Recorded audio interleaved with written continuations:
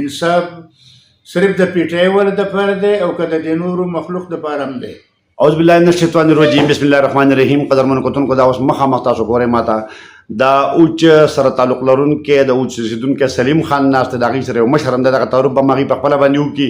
د دې کور والا چې کوم دی نو په کال 2004 کې په محکمه تعلیم کوزدر کې برتي شوې ده. بیا په کال 2019 کې د هغې پروموشن شوی دی او ورته چې کوم دی نو شل پلم ته تللې ده او دوی ډېر زیاته خواري وکړه، ډېر زیات پوسټونه چې کوم دی نو هغه را پیدا کړه.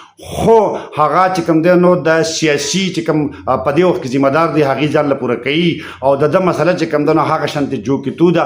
اوس وزیر اعلی چې کوم دی نو باقاعده یو اعلان کړی دی چې یاره مونږ به چې کوم دی نو که چا د چا سره ظلم وکړو سیاسي انتقام باندې، مطلب دا چې دغه شانته د چا حق وخوړو نو د هغې خلاف به کاروایي کېږي.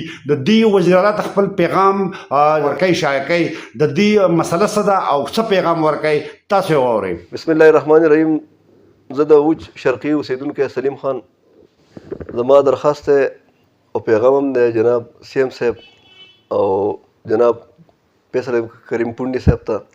زما کور والا د ادرا بي بي اسسټي جرنل اول اډر یې په زنداره باندې میدان زنداره باندې وته، د هغې نه پس ټکنۍ ته راغله، ټکنۍ نه پس بیا اوچ ته، د اوچ نه واپس مطلب دی شلپلم ته په 2019 کې په پروموشن باندې لاړه. دوی وایي چې 2 کاله پالیسي ده، 2 کاله ای پالیسي ده، په هغې کې خو څه نه کېدل. هغې ته هم موږ صبر وکړو، هلته هم کور ونیو. مطلب دا دی چې ټایم تېرېدو د هغې نه پس بیا ویکنسیانې را پیدا کوه د ورسک ته سکول و د وچ ته سکول و د کوډیګرام د سکول و د خیرآباد ته سکول و د دې ویکنسیانې وړه هلته کې د ډیو په جب کې ورکوه. بس دا در کوم دا در کوم دا در کوم دا ونه شول. بیا په 2021 کې مونږ دغه ته هم ډایرکټریټ ته هم درخواست وکړو چې یاره دغسې زموږ سره دا زیاتې کېږي. هغه وایي چې مونږ درله معلومات کوو په بیاري صورت کې مونږ تاسو ته سوال جواب وکړو. هغو جواب راولېږو چې دوی وایي چې یاره دا مونږ په خپل انساني بیس باندې کوو، که مونږ په 3 کیلومتر کې که په 4 کیلومتر کې کوو، دا مونږ په خپل انساني بیس باندې کوو.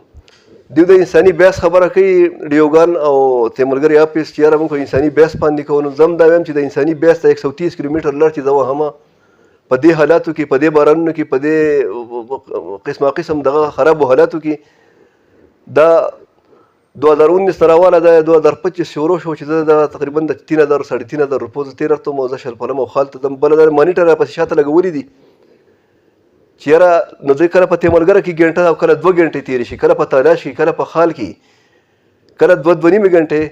نو آیا دا د ایجوکیشن لا ترقي ورکول دي؟ دا د دغه ماشومانو سره ښه کول دي چې د دې دګې نه روانېږم او سهار مطلب دا چې موږ 2 کسان سره د ماشومانو ځالته کې خال شلپلم ته رسمه، دا دغه ماشومانو سره دغه علاقې د خلکو سره ښه کول دي که نه بد کول دي؟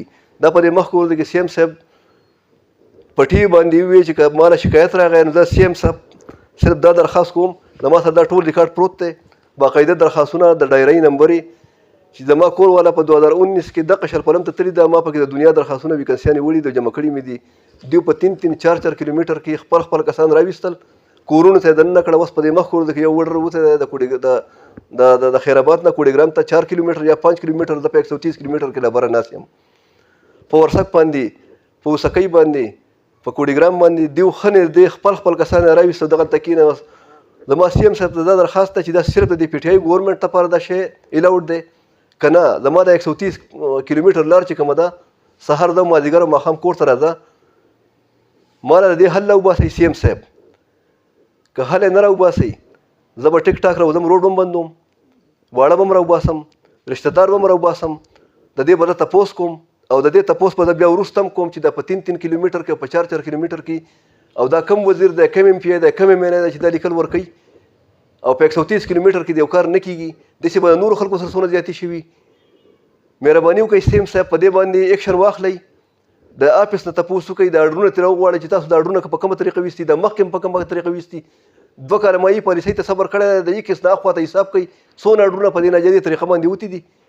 ما له د دې جواب پکار دی او که حق میلاو نه شو سی ایم صاحب نو زه به راوځم، باقاعده روډ بندوم، زه به واړه هم راوباسم، زه به رشته دار هم راوباسم، تر د هغې پورې به زه روډ بندوم چې د څو پورې ما ته خپل حق نه میلاو شوی.